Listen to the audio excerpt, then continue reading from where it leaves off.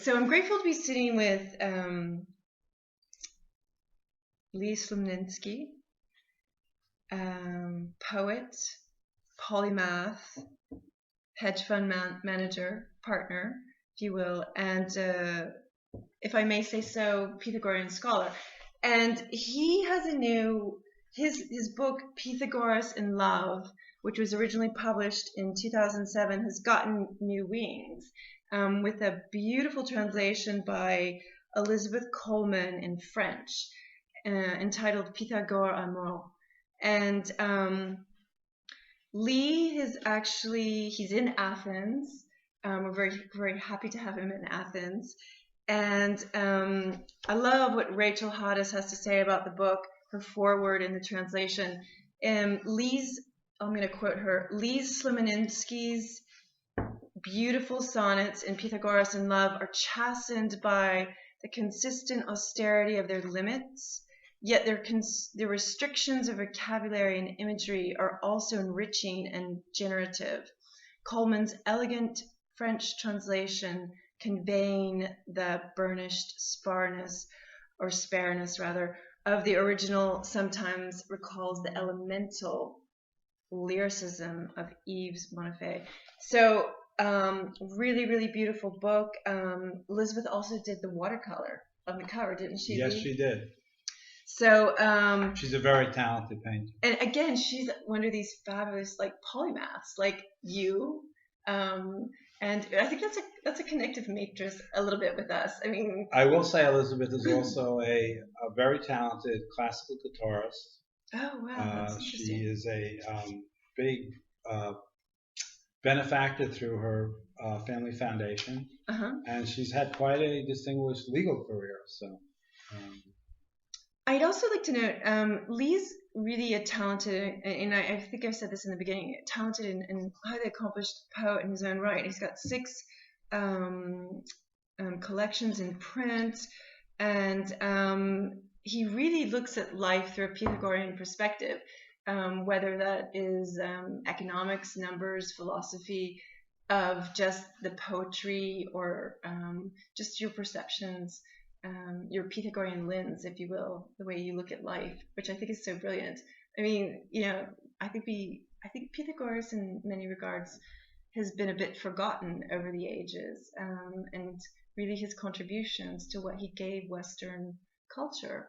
And I'd like just to read an excerpt in French and in English of one of my favorite sonnets in Pythagoras in Love and Pythagore Amoureux.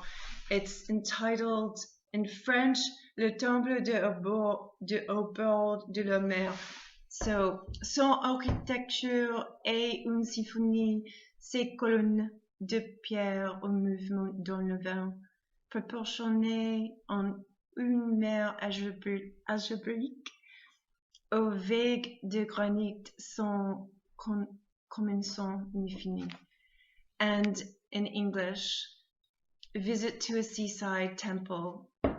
This architecture is symphony in stone, columns, a movement in the wind, proportioned to an algebraic sea with granite waves that can't begin or end. So I've actually shortlisted a few questions, kind of my need to know, that I would like to hear Lee's perspective of about the book, about him as a writer. And I mean, I guess what I first ask you was you've done 15 years of research on Pythagoras. So how, I mean, other than just, having Pythagoras be integrated within your, multiple books, how has it really influenced your poetry? And That's a great question. Thank you for it. I think as I've gone through the years and learned more and more about both the career of Pythagoras when he was alive, even more the influence of Pythagoreanism, particularly in the next 500 years, which is quite a long time. Pythagoras wielded enormous influence in the classical world right up until the time and a little past the time of the beginning of Christianity, so all of the years of the Roman Republic and into the Roman Empire.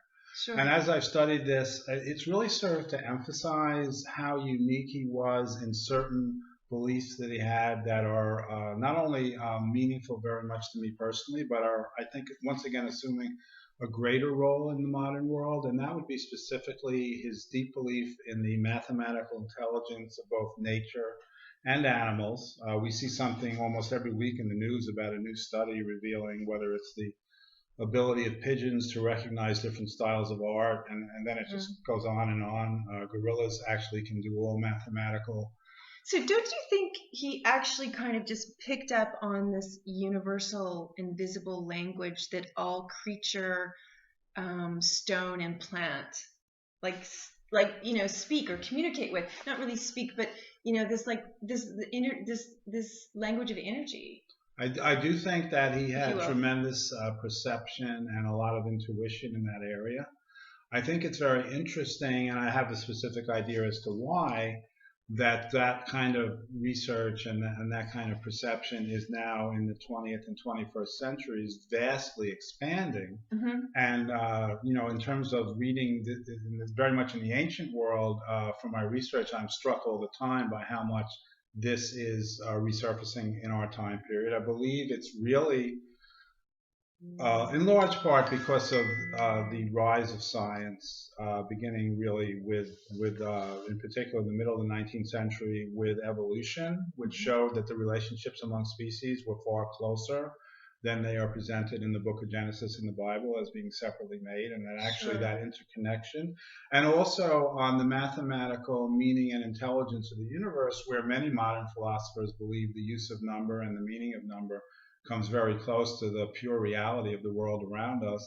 I believe that this was a very well-received perception in the ancient world, and that it's the rise of religion, monotheistic modern religion, or contemporary religion, which of course has taken a backseat to science in the Western world in the last 150 years, that has allowed these very ancient concepts to once again become part of the culture. To float out. Absolutely. That's very interesting perspective.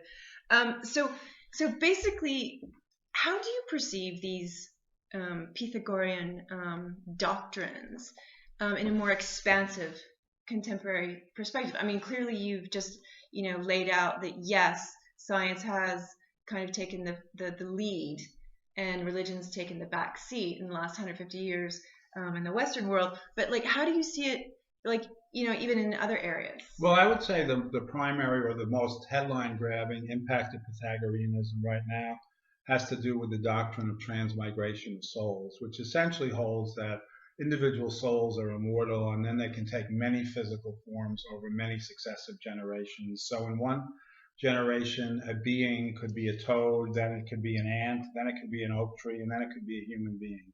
And the impact of this, one of the things that led to, of course, was a doctrine of vegetarianism and not to kill animals simply for food. And here now in this last, or the beginning period of the 21st century, we see probably the largest period of influence for that movement. And I'll give you one small anecdotal example, which is really compelling to me. The Pythagorean political party in Magna Graecia around 500 BC actually assumed political power in the area of Crotona, which was an important city-state. And in 2006, in the Netherlands, the Dutch Party for the Animals, which is a viewpoint that is very aligned with Pythagoras, won 2 seats in the Dutch parliament, which is quite a phenomenal political achievement. And yet in the 2,500 years in between, there is no record in Western culture of Pythagoreanism or vegetarianism holding actual political power in the way the Dutch Party for the Animals managed to do in the last 10 years. And I think there are many small and large examples of that. My wife and I were just strolling around Athens the other day and saw a place advertising vegan ice cream, which I had no recollection. Yes. So to me, although it might not be identifiable to everyone that Pythagoras is the ancestor of this, it was identified in the New Yorker magazine in the U.S. in 2008, which ran a big feature story on Pythagoras as the first vegetarian, and this is 6 years after I started writing these poems. Right. I think there are very small but very noticeable ripples of both understanding the transmigration of souls in a modern context and realizing the role Pythagoras played in that. I think you hit on a very key point here. You talk about with the Pythagoras' Transmigration of Souls. You talk about something very old, yet something very contemporary. And Einstein basically said you cannot create nor destroy energy, and we know that through the work with quantum physics, which the ancients used to call metaphysics, but which is now very much the invisible matrix behind the storefront window, if you will. And so knowing that energy is basically simply there, it simply is present, and you can shape and reshape it as opposed to destroy and create it, it brings us to a very existential question. What happens to the soul when it leaves the material realm, the earthly realm? And in a way, you almost have this impression that there's the universe is recycling somehow. There's this beautiful, infinite intelligence that recycles this energy from here to there and then there back to here, if you will.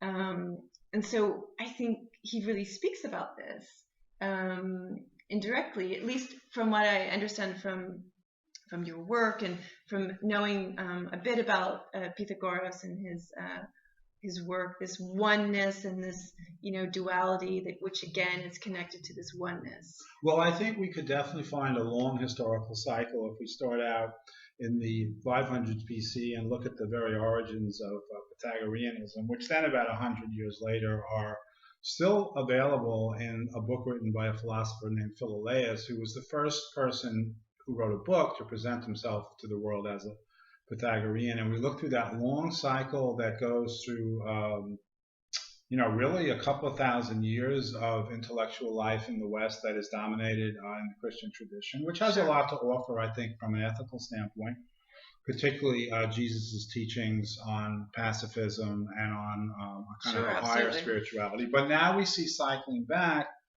through the rise of science, of which we could call quantum physics right now and other types of postmodern physics, really the cutting edge, which go so far in their deep insight into the nature of matter that they actually become spiritual in their content in a way. Well, they really are spiritual teachings. That's how I interpret them. They are spiritual teachings, now. And they show, I think, a growing merge between sort of the outer reaches of science and the spiritual implications that has. Because even though some may not believe anymore in the classical religious vision, it nonetheless is true that there is a continuity in the nuclear substructure of all beings. I mean, all of us are made of an assortment of molecules and atoms which may not be immortal in themselves and in the form they take in us, but which have a lot in common, as you say, that they persist, that they're not destroyed. And I would just mention one anecdote from the Pythagorean tradition, which has been of interest to me, was later in the 2nd or 3rd century BC. There's also a lot written about Pythagoras. And one of the stories that's told is that he was simultaneously observed in locations, one in Persia and one in Italy, that were thousands of miles apart at the same moment. One of the really startling premises of quantum physics is that particles can be in more than one place at one time, which at this point is almost total. It's basically total scientific fact that this is true. Absolutely. And think about that legend. Quantum leaking. It's a perfect example. So think about the legend that his very early followers are almost 2,000 years ago, putting together, and then the fact that science comes along. And in a way, makes an even more extreme statement, which is basically that even the smallest particles of matter can do the same thing. And I think it does show, again, that as science, physics in particular, and also biology, that as they reach higher and higher, plateaus of knowledge, that you look at the whole human tradition and not necessarily what's been believed in the last few hundred years, and you go all the way back. And to me, not surprising, you find really a kind of absolute immortal truth in ancient Greece, which seems to have been a place almost chosen to bring these kinds of revelations to the world. Yeah, I think you're absolutely right. And I know that quantum physics also talks about multiple parallel realities, through a cross section of space. And, the way I think we perceive time on an earthly realm is really a synthetic construct of space. So it's really, we're talking about space and energy here. And I know that the Hindus in Sanskrit talk very parallel, or they speak about very parallel themes that Pythagoras speaks about the rocks, the animals, humans, the angelic creatures, or the ethereal beings, all have various resonance, and they're all integrated within this oneness. I heard of a fabulous lecture, not to deviate, but very much in keeping with Pythagorean themes and philosophy.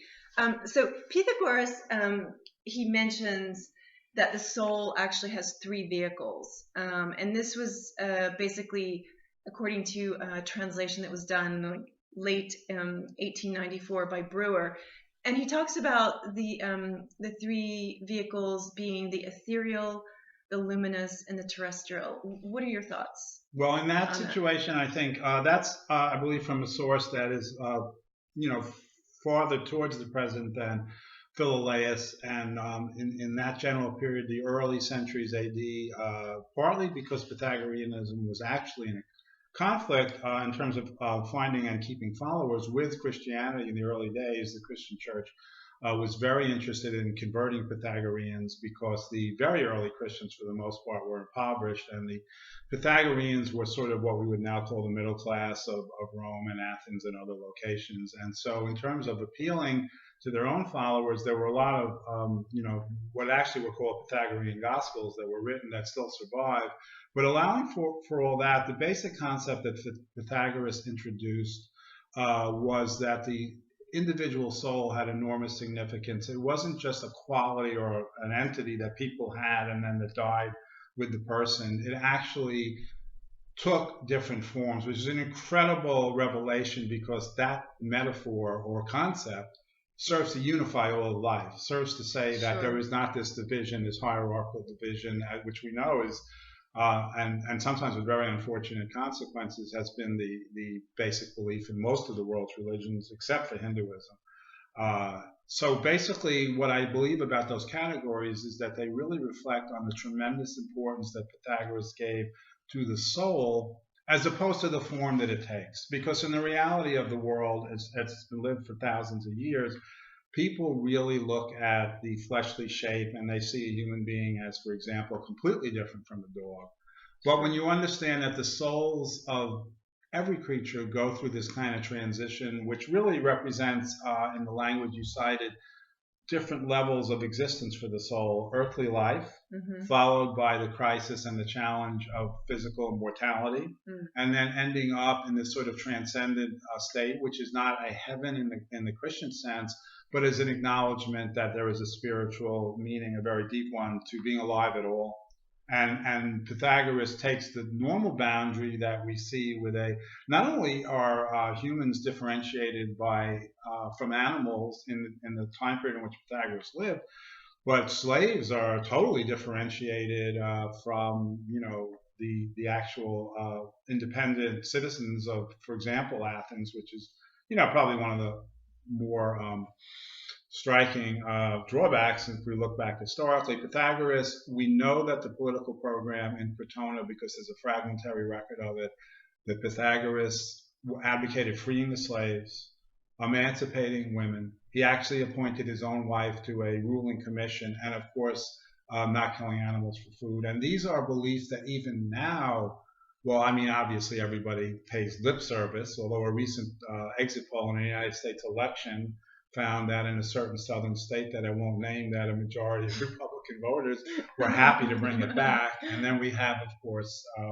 different levels of emancipation of women, but we're certainly still waiting for full emancipation, and we certainly would consider now vegetarianism to be a very progressive viewpoint. So think about the fact that in 500 BC, okay, where with the surrounding culture that only gave weight and value to the physical appearance of a life as it was being lived, that here's someone who was preaching the unity of all life, and the stages of the soul indicate the actual narrative that all living things go through, not just a privileged group of Athenian citizens. Now, Pythagoras did not live in Athens at the time. There's certainly some evidence that he had come to Athens at one point.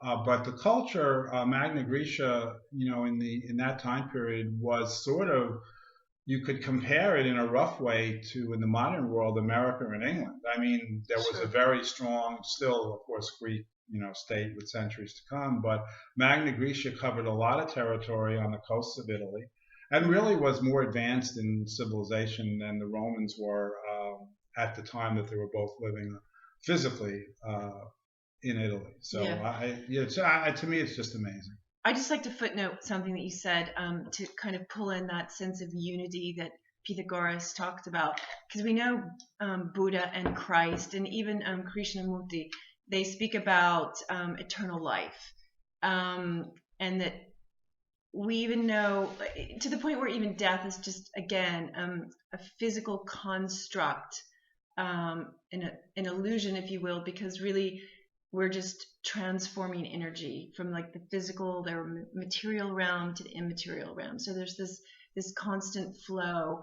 and I think really that's what Pythagoras was hitting on as well, on many levels, on multiple levels. Whether it be animals, people, plants. You have it. And I think we see this across the board in various spiritual teachings globally. Absolutely. Yeah, it's a very well observed. I mean, it's there is a unity across. That century is particularly prominent, actually 6th century BC, because it was the lifetime not only of Pythagoras, but in Greek history, but speaking of other traditions, it was the century in which the Buddha lived, and it was also the century in which Jeremiah, the prophet of the Old Testament, was alive during that period too. So it certainly seems to have been a kind of a turning point of, really a revelation and insight. And I think it's possible to at least hope, despite all the problems we have right now in the world, particularly the conflict between secular culture and religious fundamentalism, I think it's possible to hope that's going on now too.